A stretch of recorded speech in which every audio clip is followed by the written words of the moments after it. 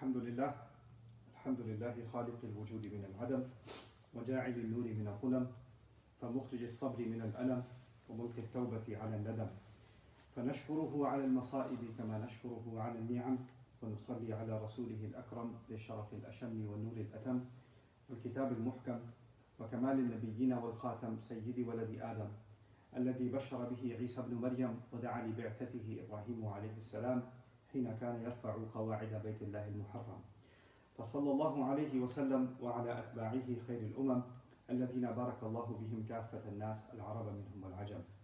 الحمد لله الذي لم يتخذ ولدا ولم يكن له شريك في الملك ولم يكن له ولي من الذل وكبره تكبيرا. الحمد لله الذي أنزل على عبده الكتاب ولم يجعل له عوجا. الحمد لله الذي نحمده ونستعينه ونستغفره ونؤمن به ونتوكل عليه ونعوذ بالله من شرور أنفسنا ومن سيئات أعمالنا من يهده الله فلا مضل له ومن يضلل فلا هادي له ونشهد أن لا إله إلا الله وحده لا شريك له ونشهد أن محمدا عبد الله ورسوله أرسله الله تعالى بالهدى ودين الحق ليظهره على الدين كله وكفى بالله شهيدا فصلى الله عليه وسلم تسليما كثيرا أما بعد فإن أصدق الحديث كتاب الله وخير الهدي هدي محمد صلى الله عليه وسلم وإن شر الأمور محدثاتها وإن كل محدثة بدعة وكل بدعة ضلالة وكل ضلالة في النار. قال الله عز وجل في كتابه الكريم بعد أن أقول أعوذ بالله من الشيطان الرجيم ولا تقف ما ليس لك به علم إن السمع والبصر والفؤاد كل أولئك كان عنه مسؤولا ولا تمشي في الأرض مرحا إنك لن تخرق الأرض ولن تبلغ الجبال طولا كل ذلك كان سيئه عند ربك مكروها.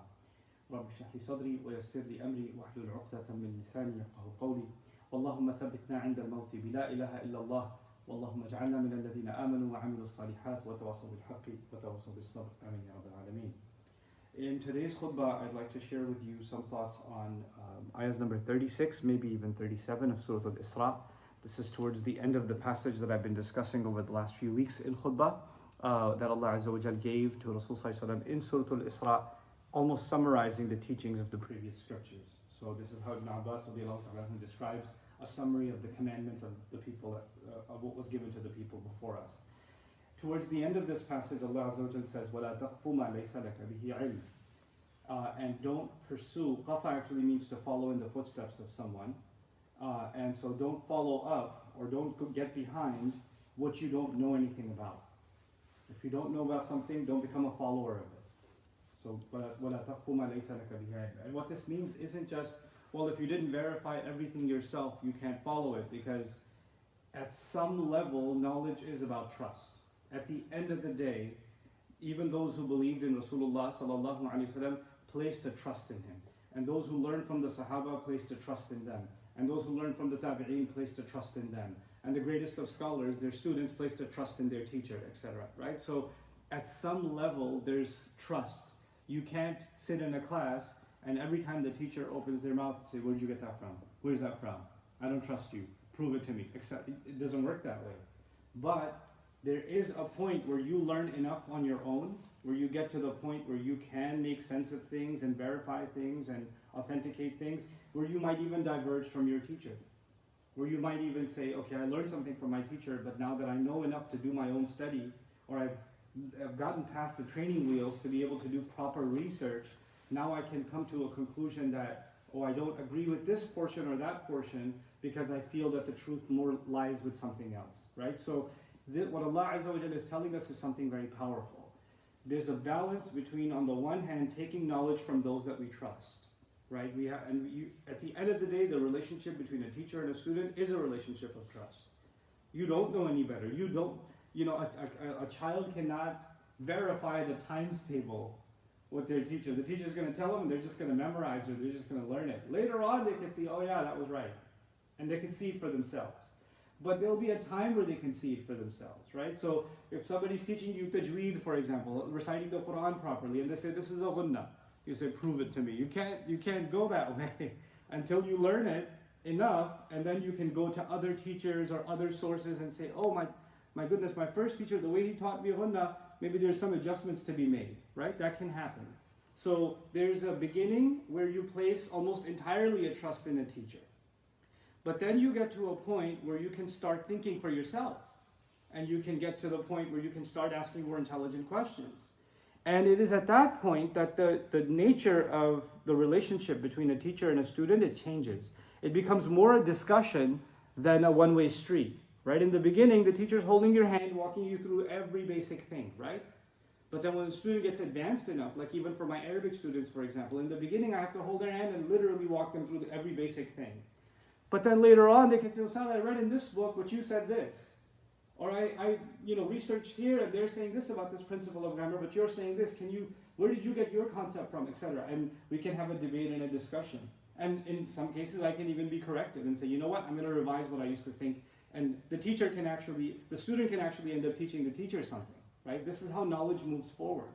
And this is not just how knowledge moves forward in the learning of our religion, but knowledge in general. I mean, science, or the knowledge of history, or the knowledge of architecture, any field of knowledge, the only way it moves forward is people learn from those who know more, and then once they learn enough, they start exploring on their own, and then that field is furthered.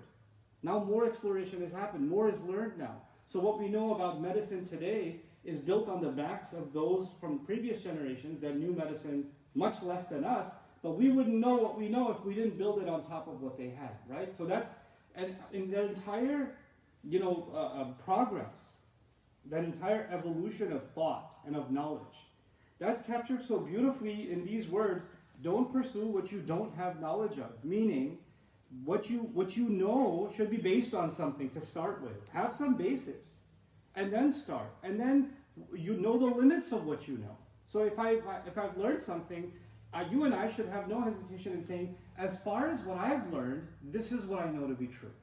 As far as what I've learned. And then you don't go beyond that and say, well, I know everything that there is to know about the subject. I know the entire truth of it. Because that means we don't understand the concept of فَوْقَ كُلِّ ذِي عِلْمٍ عَلِيمٍ. Allah describes, actually occurs in Surah Yusuf, above everyone that possesses knowledge is someone who knows. Right? Someone who knows. And above all of that is Allah Azza wa Jal Himself, right? فَوْقَ كُلِّ ذِي عِلْمٍ عَلِيمٍ. Think of it this way, and not even about learning sciences or a subject, but even learning about a situation. You're looking at something from this, your eyes can only give you this angle. So you saw a car accident from, across the street, you saw a car accident. But you saw it from your angle. And the camera, the streetlight camera, saw it from a different angle. And people on the other side of the street saw it from a completely different angle. Now from your angle, you see that someone did something wrong. But you're missing out on the other angles. And from their points of view, maybe it's a completely different scenario. Maybe something else happened that you didn't even take into consideration because you were blinded by it from the limits of your point of view. You understand? So our point of view is actually limited. And the first thing in knowledge is to understand the limits of our point of view. You can't move forward if you don't acknowledge, and I don't acknowledge, there are limits in my point of view. There's only so much that I can know. And if I don't humble myself to that reality, then I will become a know-it-all without knowing much at all. I'll feel like I know everything, I've already got everything figured out, while I haven't gotten anything figured out. I'm getting ahead of myself, but in the next ayah, Allah will talk about arrogance. That's not a shock, is it? Because now, in this ayah, Allah is talking about don't follow things you don't know about, because when you do get in the habit of becoming confident about things that you actually don't authentically know, and you can't even admit that to yourself. You start confusing your opinion on something or your limited perspective on something as the fact, the universal truth, right? It's interesting, like they talk about the universal laws of science and physics, the universal laws of the universe, or the universal truths of the physical universe. The physical universe has, if we understand it, if science has been able to understand it, it's less than 20% that we understand the physical universe. If we don't even understand the physical universe, between 4 and 20% according to some experts, then 80% of it is something we don't even know, and yet we call it universal truths of physics, or universal truths. How? We don't have access. We don't have access to be able to say this applies in all circumstances where we have absolute knowledge. Now, that's the first part of this statement. Don't follow something you don't authentically know, or don't know, don't become a hardline follower of something that you don't know. In other words, even in this deen, and I can say this from some level of experience. I'm no scholar, and I have no hesitation in saying that. I'm a seeker, I'm a student. And there have been milestones in my own study of the Quran, or my own study of trying to understand Arabic, trying to understand the words of our Prophet ﷺ, that I'll come across a scholar, I'll come across a discussion, I'll come across a reading that'll completely change my view. Like, I thought I understood this, but I didn't. And it's completely, reshaped everything, because I continue to tell myself I need to remain open to newer and better understanding. This is actually even a dua of the Quran. Asa Rabbi an yahdiyani li aqraba min hada rashada. That about tomorrow, you should say inshaAllah, and you should say, perhaps my master will guide me to something closer than this when it comes to being upright. So the dua is not guide me to the ultimate truth, but actually guide me closer to uprightness. Closer means one more step, because the day after will be one more step, and the day after will be one more step, and nobody will claim I have all of it. Right? So the dua is that we keep progressing towards the truth, taking more and more steps towards the truth. And the opposite is what Allah is prohibiting. Don't become people that don't want to know. You just want to follow without knowing. Like, in the last century, religion was, deemed a culprit. Like, religion is the reason why societies become oppressive and repressive. Religions suppress knowledge. Religions suppress freedom. Religions burn down libraries. Religions don't tolerate differences of view, etc., etc. So religion was the evildoer, right? And without religion, we saw nuclear war. And we saw we saw a Holocaust. That had nothing to do with religion, right? But keeping that aside, when it comes to our religion, when it comes to Islam, أَدْعُو إِلَى اللَّهِ عَلَى بَصِيرَةٍ أَنَا وَمَنِ اتَّبَعَنِي. The Prophet is commanded to say, this is my path. I call to Allah with insight, basically you can say in simple English, with eyes open. I call to Allah with eyes open. I and whoever follows me. In other words, my followers also have their eyes open. When you have eyes open, means you observe reality, you live in the world of reason, you want to engage the world, you want to explore the world, and you want to speak not on behalf of something you've blinded yourself. I already know what it is, that's it, I don't want to hear anything else. This is why the Quran says very boldly, Hatu burhanakum, bring forward your evidences. What kind of religion is this? Usually, when you're trying to spread a religion, you go to, and you're trying to convert other people to your religion, you should go to the people who know the least about their religion. Go in the villages where they're the least educated about their religion and try to convert them. Right? Because they're not going to give you much resistance, they don't know much else. Right? What does the Quran do? It goes after the rabbis, it goes after the priests, it goes after the leaders of the religion in Quraysh, among others. It's challenging them and saying, open up your books. فَأْتُوا بِالتَّوْرَاتِ فَاتْلُوهَا. Bring the Torah and read it, Quran says. Bring the Torah and read it. What kind of religion is this? Because it's challenging those it gave da'wah to on the basis of knowledge. And it's inspired an ummah to become people that want to learn and want to learn and want to learn. And every time they learn, when they learn the truth, they want to follow it. They want to act on it. They want to live by it. I'm sharing this with you because it's the last, it happens to be aligned. I didn't intend it this way, but it's the last Friday of Ramadan. And Allah has given us something He didn't give any nations before. He gave us the eternal word of Allah that stays, that cannot be corrupted, that can only be explored more and more, that can only give more treasures, not less. That's what Allah gave us. I'm reminded of a famous hadith of the Prophet ﷺ. He said, "Man arada al-ilma fa'alayhi bil-Qur'an." Whoever has made up their mind to pursue knowledge, then let them commit to the Quran. Like in this hadith, he considers knowledge and the path to knowledge the word of Allah first and foremost. So the question begs itself, Ramadan is coming to an end, and this is the month that the Quran came down in, which means, Allah describes the coming of the Quran, meaning this month, not in Ayat al-Baqarah, elsewhere, He describes it as a long, dark night, and then finally the sun rose. كَلَّا وَالْقَمَرْ وَاللَّيْلِ إِذْ أَدْبَرْ وَالصُّبْحِ إِذَا أَسْفَرْ إِنَّهَا لَإِحْدَى الْكُبَرِ.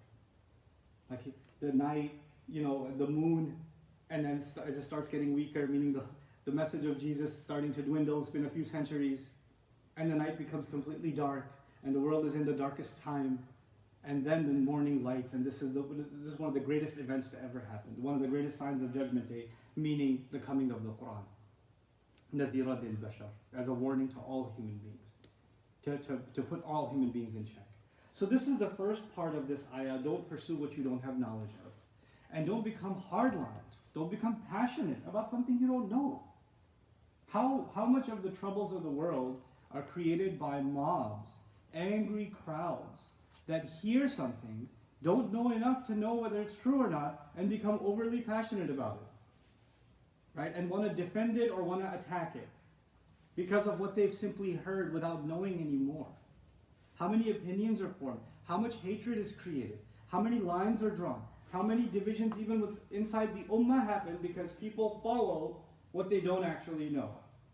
And people become very passionate about something they don't know for sure, but they feel threatened and actually some people are so entrenched in not knowing that they warn their family members, don't learn. I've actually heard this shocking thing. It's a common thing. Don't learn Quran. You're not qualified. Don't contemplate Allah's word. Don't think, because you're going to get misguided. You need to go to someone who knows. And you know what? In seeking the legal verdicts, you need to go to someone who knows. But the word of Allah didn't come to scholars. The word of Allah came to Quraysh. The word of Allah was heard by the jinn. The word of Allah was heard by people who had no knowledge of any books before. Allah Azza wa Jalla describes them as a people that had, la ya'lamun, the people that have no knowledge.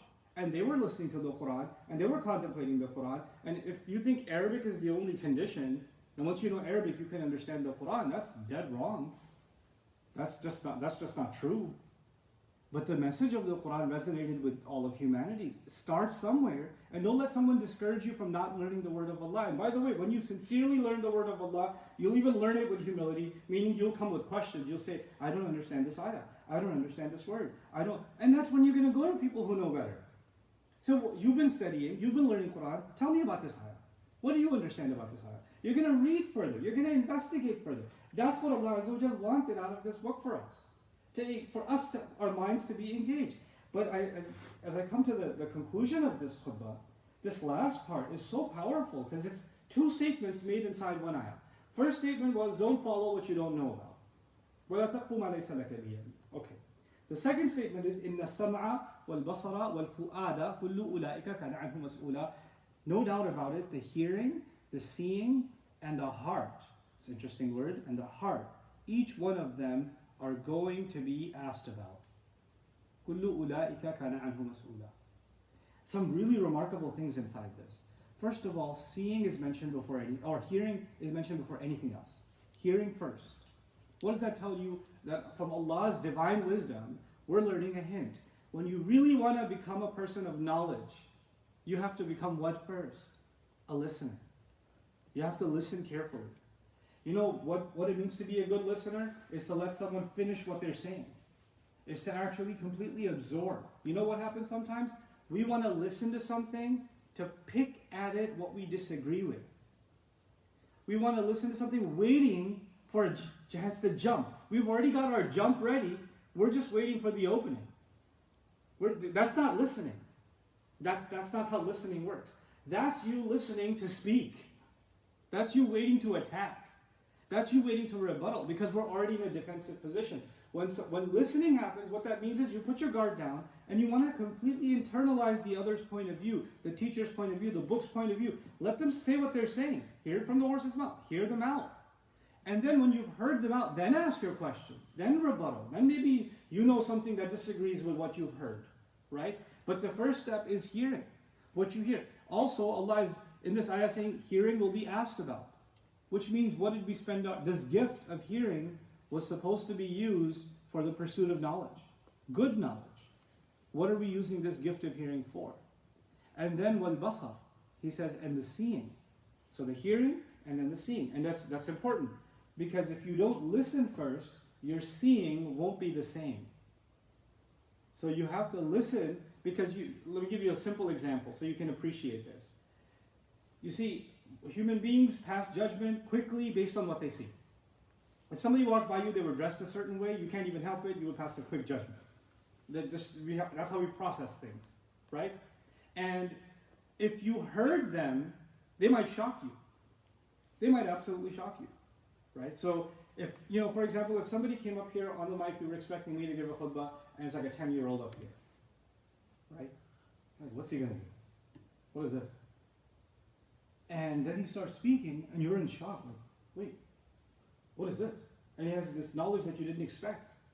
Why? Because we judged based on what we saw before we judged based on what we heard. Rasulullah ﷺ, they wanted people not to hear him. They, like Tufayl ibn Amr al-Dawsi, for example, when he came to visit Mecca, they told him, there's this man, his name's Muhammad, you might have known him from before. He's dangerous because he's spitting out some magic that puts families against each other. So we want you to be safe. I want you to plug your ears when you go into Mecca. If you see him, just plug your ears. He saw the Prophet ﷺ coming. He plugged his ears. And he ran the other way. And halfway through, he's like, I'm the head of my tribe. I'm one of the best poets they had. I shouldn't be afraid of words. So he unplugged his ears. And he came back to the Prophet ﷺ. His first reaction was not based on hearing. His first reaction was based on seeing. Then he unplugged his ears. And he went to listen to the Prophet ﷺ. And he became a Muslim. And then he told the story. Okay, so, the point is, hearing first, and then our perception, our view will change. If you don't hear someone out, your view will not change. How many times Muslims complain about how we're judged based on our appearance, and we're not given a proper ear? But we do the same thing to each other. We do exactly the same thing to each other. So, in the sam'a wal basara, but then came the third component, wal fu'ada. Wal fu'ad, the heart. And the Arabic language in the Quran has two words for the heart. It has qalb and it has fu'ad. And the word fu'ad comes from the verb fa'ada, which means to roast. So lahmun fa'id means when a piece of flesh is being openly broiled on a flame. Roasted on a flame. The heart is called a fu'ad when it's on fire. Meaning when it's overwhelmed. When it's excited. When it's full of love. When it's full of hate. When it's full of excitement. When it's full of bravery. When it's some kind of excited emotion, when your heart's racing, that's when it's called a fu'ad. In normal circumstances, it's called a qalb. So it's interesting that Allah said, the hearing will be questioned, the seeing will be questioned, and your heart on fire is going to get questioned. Why the heart on fire? Why the heart that's excited? Allah Azza wa Jalla has taught us something remarkable beyond knowledge. The heart on fire can also be a reference to our emotions. Emotions that can go wild. Anger that can go wild. Resentment that can go wild. What Allah is telling us is, even if you have knowledge, but you don't put your emotions in check, then that knowledge can become useless. Someone could, for example, have, hatred inside of them. Someone could have a bias. Like, let's just say someone has a bias against men, or someone else has a bias against women. Then they can, even if they have knowledge, they'll use that knowledge to justify their bias. So their heart is actually so inflamed, it's pushing the knowledge in directions that the knowledge doesn't want to go. They're steering the knowledge in the wrong directions because of their fu'ad. The fu'ad can also mean, as I wrap up this khutbah, the fu'ad can also mean that sometimes you and I act in ways that are unreasonable because we got emotionally overwhelmed, and then say, well, that wasn't really me. This is the real me. Right? Two people get into an argument, husband and wife get into an argument, voices are raised, or things are thrown, or whatever else happens, and then he comes back a couple of hours later and say, hey, it's me. He says, what? Yeah, but that wasn't me. This is the real me. That was just fu'ad, That was just, when I get excited, I'm not myself. When I get angry, I'm not myself. But this is my real self. This is what they use in criminal court now. In some cases, you'll have somebody who shot somebody, right? The police officer shot before asking questions. Or somebody shot a gun or whatever, hit somebody or whatever, or robbed or whatever. And they say, well, at that time, there was a rush of adrenaline to the brain, and there was a chemical reaction taking place in some of his neurons, as a result of which this impulsive action happened. And it's because of the high stress situation, and these chemicals, it's not him, it's the chemicals. It's not him, it's the fu'ad, the overwhelmed emotions. That's what made him do it. It's not his fault. It's not her fault. It was just that at that time, there's a release of certain hormones, and there's a release of certain chemicals, and there's an overflow, and that's what made me do it. That's the modern scientific way of saying, hey, that wasn't really me, this is me. That's all that is. It's just an alibi to justify your emotionally erratic behavior. What does Allah say? The hearing, the seeing, and the overwhelmed emotional heart will all be questioned. You're not going to get away with, oh, I was really angry at the time, so I wasn't myself. Or I was really depressed at the time, so I wasn't myself. You shouldn't hold that one against me. Or what I said at the time is because I was really, no, everything you and I say, everything you and I do will be questioned. And not one of those things will be justified because of our emotions. This is why we have stories in the Quran where people, great people, are put in extremely difficult emotional situations. High stress situations, like Yaqub alayhi salam, like Yusuf alayhi salam. They're put in extremely stressful situations and they still act within reason because they know their heart will be questioned. You understand? They don't use the alibi, well, I was really angry at the time, that's why I did this. No, sabrun jameel. It's not the same. So we're learning, and we can't hide behind the fact that there are prophets and it doesn't apply to us. It's in the Quran because we have to learn from it. Those are examples for us to live by, you know. So here in the sam'a wal basara wal fu'ad, and finally, the last thing I share with you about this ayah is the word ulaika. Ulaika is what's called a pointer in Arabic. I translated the part that I translated was all of those are meant to be asked about. All of those. The word those was my translation of the word ulaika. Ulaika typically is used for dhawil uqul, meaning it's used for creatures that possess intellect. Like you can say ulaika al-muslimun, those Muslims. Okay?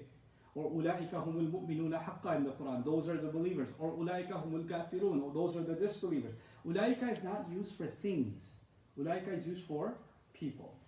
But this pointer can sometimes be used to magnify things, almost to the level where they're being personified. And why is that important? Because hearing and seeing and the heart have been magnified by the word ulaika.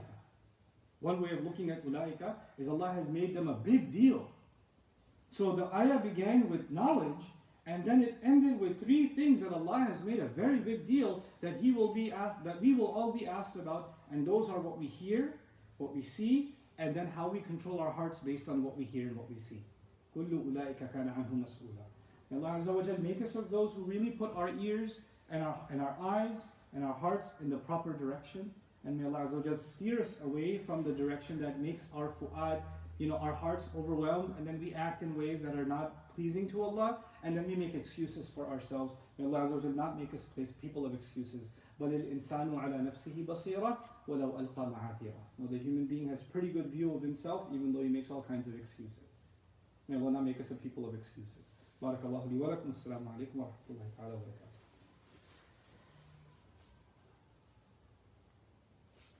الحمد لله وكفى والصلاة والسلام على عباده الذين اصطفى خصوصا على أفضلهم وخاتم النبيين محمد الأمين وعلى آله وصحبه أجمعين. قال الله عز وجل في كتابه الكريم بعد أن أقول أعوذ بالله من الشيطان الرجيم بسم الله الرحمن الرحيم إن الله وملائكته يصلون على النبي يا أيها الذين آمنوا صلوا عليه وسلموا تسليما اللهم صل على محمد وعلى آل محمد كما صليت على إبراهيم وعلى آل إبراهيم في العالمين إنك حميد مجيد اللهم بارك على محمد وعلى آل محمد كما باركت على إبراهيم وعلى آل إبراهيم في العالمين إنك حميد مجيد. عباد الله رحمكم الله اتقوا الله إن الله يأمر بالعدل والإحسان وإيتاء ذي القربى وينهى عن الفحشاء والمنكر ولذكر الله أكبر والله يعلم ما تصنعون. أقم الصلاة إن الصلاة كانت على المؤمنين كتابا موقوتا. الله أكبر الله أكبر أشهد أن لا إله إلا الله أشهد أن محمد رسول الله حي على الصلاة حي على الفلاح قد قامت الصلاة قد قامت الصلاة الله أكبر الله أكبر لا إله إلا الله.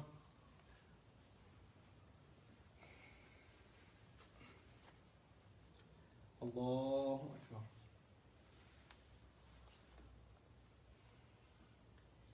الحمد لله رب العالمين الرحمن الرحيم مالك يوم الدين إياك نعبد وإياك نستعين اهدنا الصراط المستقيم صراط الذين أنعمت عليهم غير المغضوب عليهم ولا الضالين آمين. قل ادعوا الله أو ادعوا الرحمن أيما تدعوا فله الأسماء الحسنى ولا تجهر بصلاتك ولا تخافت بها وابتغ بين ذلك سبيلا وقل الحمد لله الذي لم يتخذ ولدا ولم يكن له شريك في الملك ولم يكن له ولي من الذل وكبره تكبيرا. الله أكبر. سمع الله لمن حمده. الله أكبر.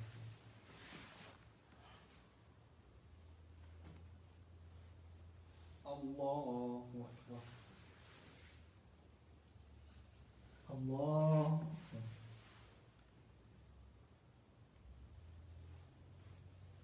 الله أكبر.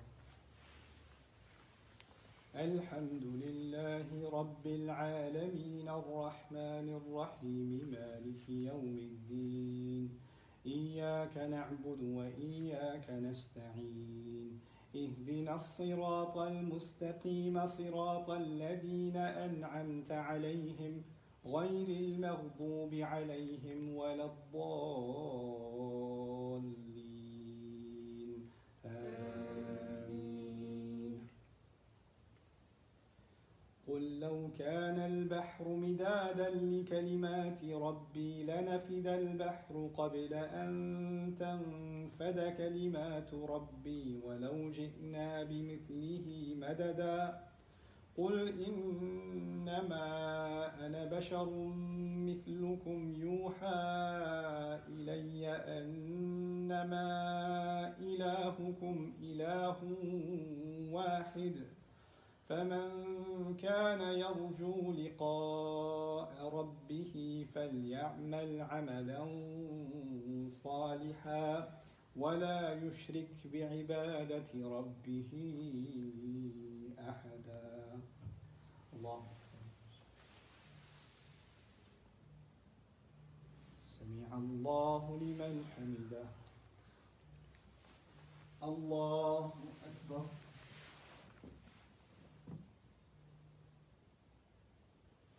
الله أكبر.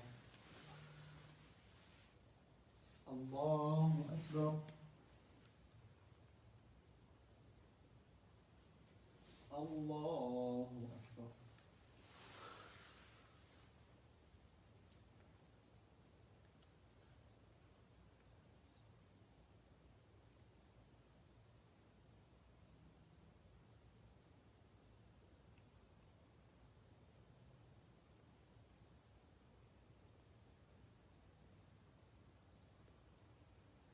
السلام عليكم ورحمة الله.